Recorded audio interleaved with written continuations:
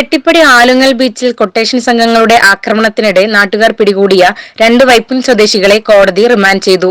എറണാകുളം വൈപ്പിൻ സ്വദേശികളായ തിരുനെല്ലത്ത് സുധാകരന്റെ മകൻ ആകാശ്, കിഴക്കേ വളപ്പിൽ പ്രസാദിന്റെ മകൻ ഹിമസാഗർ എന്നിവരെയാണ് പരപ്പനങ്ങാടി കോടതി റിമാൻഡ് ചെയ്തത്.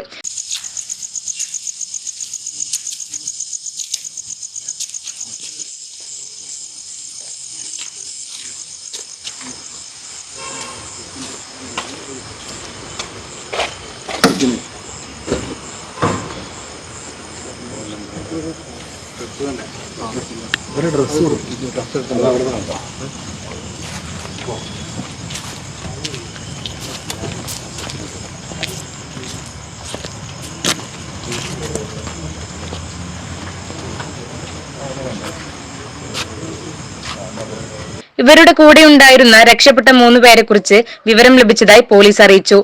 വിദേശത്തു നിന്ന് സ്വർണവുമായി വന്നവർ ഉടമകൾക്ക് നൽകാതെ കബളിപ്പിച്ച് മുങ്ങിയതിനെ തുടർന്ന് അന്വേഷിച്ചെത്തിയ സംഘങ്ങളിൽപ്പെട്ടവരാണ് പിടിക്കപ്പെട്ടവർ.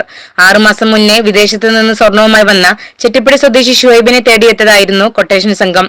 പോലീസ് ഇരുവരെയും കുറിച്ചും കൊട്ടേഷൻ സംഘത്തിന് പ്രാദേശികമായി സഹായം ലഭിച്ചതിനെ കുറിച്ചും അന്വേഷിച്ചു വരികയാണ്.